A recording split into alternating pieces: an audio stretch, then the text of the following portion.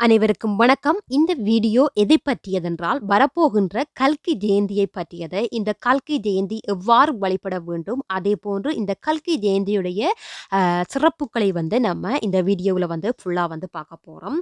இந்த கல்கி ஜெயந்தி முழுமையாக ஒரு மகாவிஷ்ணுக்குரிய தினமாக கொண்டாடப்படுகின்றது. இந்த மகாவிஷ்ணு மகாவிஷ்ணுடைய 10வது அவதாரம் தான் இந்த கல்கி அவதாரம் என்று சொல்லப்படுகின்றது. அதாவது இந்த கலியுகத்தில் இந்த கலியுகத்தின் முடிவில் மகாவிஷ்ணு எடுக்க போகும் அவதாரம் தான் இந்த கல்கி அவதாரம் என்று சொல்லப்படுகின்றது.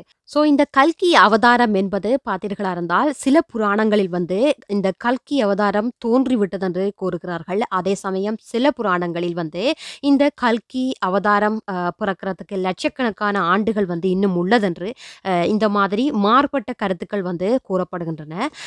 நாம் முதலில் பார்த்தீர்களா இருந்தால், சில புராணங்களில் சொல்லப்படுகின்றது, இந்த யுகத்தில கிருஷ்ண பரமாத்மா தனது மனித உடலை விட்டு வைகுண்டத்துக்கு சென்ற நாள் தான் சென்ற போதே நம்மளுடைய இந்த கலியுகம் தொடங்கிவிட்டது என்று கூறப்படுகின்றது. அதே சமயம் நாம் சிந்தித்து பார்த்தால், இப்போது நாடுகளில் நடக்கின்ற சில விஷயங்களை நாம் சிந்தித்து பார்க்கின்ற பொழுது பார்த்தீர்களா இருந்தால், இந்த கலியுகம் பிறந்து விட்டது என்று தான் நமக்கு தோன்றுகின்றது. அதே சமயம் பார்த்தீர்களா இருந்தால், இந்த சில புராணங்களில் இந்த கல்கி யுகம் பிறக்கிறதுக்கு லட்சக்கணக்கான ஆண்டுகள் உள்ளன என்று சொல்கின்றார்கள். இந்த கருத்தை பார்த்தீர்களா இருந்தால், இந்த லட்சக்கணக்கான ஆண்டுகள் இன்னும் உள்ளதென்றால், இப்போது நாட்டில் நடக்கின்ற விடயங்களே நம்மால் தாங்க முடியவில்லை. ஸோ இன்னும் லட்சக்கணக்கான ஆண்டுகள் இருக்குதென்றால், இன்னும் இதைவிட அகோரமான செயல்கள் இந்த நாட்டில் நடக்கும் பொழுதுதான் இந்த கலியுகம் அதாவது 10வது அவதாரமான கல்கி அவதாரம் பிறக்கும் என்று நம்பப்படுகின்றது. அதே போன்று பார்த்தீர்களா இருந்தால், சில நேரங்களில் நான் எண்ணுவதுண்டு, சில செய்திகளை பார்த்துவிட்டு அதே சமயம் அகோரமான செய்திகளை நான் பார்க்கின்ற வேளை, இந்த சமயங்களில் இந்த கல்கி அவதாரத்தை மகாவிஷ்ணு எடுத்து இவர்களை அழிக்க மாட்டார்களா என்று நான் எனக்குள்ளே ஆவேசப்படுவதொன்று.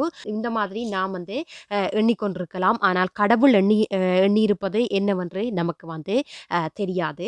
இந்த மாதிரி புராணங்கள்ல வேறு வேறு கருத்துக்கள் சொல்லப்படுகின்றது. இந்த கல்கி அவதாரத்தை பார்த்தீங்களா இருந்தா, எப்போதெல்லாம் தர்மம் அழிந்து அதர்மம் தலை தூக்கி நிற்கின்றதோ, அப்போதெல்லாம் தர்மத்தை நிலைநாட்டுவதற்கு மகாவிஷ்ணு அவதாரம் எடுப்பார் என்று நம்மளுடைய பகவத்கீதையில சொல்லப்பட்டிருக்கிறது. இந்த தர்மத்தை நிலைநாட்ட இதுவரைக்கும் பார்த்தீர்களா இருந்தால், மகாவிஷ்ணு 9 அவதாரம் எடுத்திருக்கிறார். இந்த அவதாரங்கள் எல்லாமே பார்த்தீர்களா இருந்தால், அதர்மத்தை அழித்து தர்மத்தை நிலைநாட்டுவதற்காகவே இந்த அவதாரங்கள் 9 அவதாரங்களும் மகாவிஷ்ணு எடுத்துள்ளார். அதே சமயம் பார்த்தீர்களா இருந்தால், இந்த 10வது அவதாரம் இந்த கல்கி ஜெயந்தியில் வரக்கூடிய இந்த கலியுகம். இந்த கலியுகம் நாம் கொண்டாடும் விதமாகத்தான், 10வது அவதாரத்தை கொண்டாடும் விதமாகத்தான் இந்த கல்கி ஜெயந்தி கொண்டாடப்படுகிறது. இந்த கல்கி ஜெயந்தியுடைய நோக்கத்தை பார்த்தீர்களா இருந்தால், மனிதர்களாகிய நாம் நம்மளுடைய பாவங்களை பாவங்களையும் அதே மாதிரி நம்மளுடைய கர்மங்களையும் போக்கணும்னு சொன்னா, நம்ம இந்த கல்கி ஜெயந்தியை இந்த கல்கி ஜெயந்தி எதனால் கொண்டாடப்படுகின்றது என்று கேட்டீர்களா இருந்தால், நாம் தெரிந்தோ தெரியாமலோ பல்வேறு பாவங்களை நாம் செய்து கொண்டிருக்கின்றோம். தெரிந்து சில பாவங்கள் செய்தாலும், தெரியாமல் நிறைய பாவங்கள் அது பாவம் என்று தெரியாமலே நாம் செய்து கொண்டிருக்கிறோம், நம்மளுடைய வாழ்க்கையை இயக்கி செல்வதற்காக.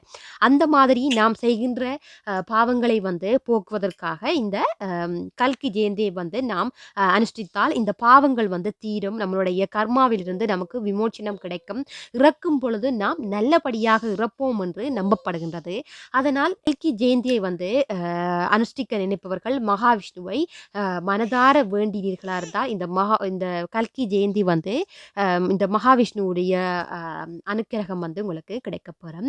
அதே சமயம் பார்த்தீர்களா இருந்தால், இதை எவ்வாறு வழிபட வேண்டும் என்று கேட்பவருக்கு, அதிகாலையில் எழுந்து குளித்து நீராடி நீங்கள் சுத்தபத்தமாக இந்த விரதத்தை வந்து மேற்கொள்ள வேண்டும். ஸோ இந்த நாளில் பார்த்தீங்களா இருந்தால் விரதம் இருப்பவர்கள் விரதம் இருக்கலாம். இல்லையா நீங்கள் வந்து மகாவிஷ்ணுவை நீங்கள் மனதார வேண்டினாலே உங்களுக்கு மகாவிஷ்ணுவுடைய ஃபுல் அனுக்கிரகம் வந்து உங்களுக்கு கிடைக்கப்பெறும். அதே சமயம் நீங்கள் கோயிலுக்கு சென்று இந்த இந்த நாளில் விஷ்ணு பகவானுடைய கோயிலுக்கு சென்று இல்லை என்றால் பக்கத்தில் இருக்கக்கூடிய கோயிலுக்கு சென்று விஷ்ணு பகவானை தரிசனம் செய்து கொண்டு வரலாம். அதே சமயம் பார்த்தீர்களா இருந்தால் உங்களுக்கு இன்னும் இந்த கல்கி ஜெயந்தியை வந்து அனுஷ்டிக்க வேண்டும் என்று நினைத்தீர்களா இருந்தால் இந்த கல்கி ஜெயந்தியில் சுத்தபத்தமாக காலையில் எழுந்து மகாவிஷ்ணுவுடைய சிலைக்கு பஞ்சாமிர்தத்தால் வந்து ஒரு அபிஷேகம் செய்து ஒரு 3 வகையான இனிப்பு பண்டங்களை வந்து கடவுளுக்கு முன் படைத்து வழிபட்டு அதே சமயம் இந்த பகவத்கீதையை வந்து நாம் பாராயணம் செய்து வழிபடுவது சிறந்ததென்று கூறப்படுகின்றது. அதே சமயம் இன்னும் சிறப்பு தர வேண்டுமென்றால் நீங்கள் ஓம் நமோ பகவதே வாசுதேவா என்ற மகாவிஷ்ணுடைய மந்திரத்தை வந்து 108 தரம் பாராயணம் செய்து வழிபட்டால் இந்த மகாவிஷ்ணுவுடைய அருள் வந்து உங்களுக்கு முழுமையாக வந்து கிடைக்கப்பெறும். உங்களுடைய நேரங்களை பொறுத்து நீங்கள் வந்து இதை வந்து கல்கி ஜெயந்தியை வந்து நீங்கள் அனுஷ்டித்துக் கொள்ளலாம். உங்களால் இந்த மாதிரி செய்ய முடியாத நேரம் இல்லை. அதே சமயம் நாங்கள் அனுஷ்டித்தே தீர வேண்டும் என்று நினைப்பவர்களுக்கு நான் சொல்லுவது நீங்கள் மகாவிஷ்ணுவை நல்லபடியாக காலையில் எழுந்து மனதார பிரார்த்தித்து கொண்டு நீங்கள் பக்கத்தில் இருக்கின்ற கோயிலுக்கு சென்று வந்தாலே உங்களுக்கு கடவுளுடைய ஆசி வந்து உங்களுக்கு கிடைக்கப்பெறும். ஸோ பார்த்தீங்கன்னா இந்த மாதிரி உங்களுடைய விரதங்களை வந்து நீங்கள் இந்த கல்கி ஜெயந்தியை வந்து நான் சொல்லக்கூடிய முறையில் வந்து நீங்கள் அனுஷ்டித்து மகாவிஷ்ணுவுடைய அருளை வந்து முழுமையாக பெற்றுக்கொள்ள வேண்டும் என்று கடவுளை வேண்டிக் கொள்கின்றேன். நன்றி, வணக்கம்.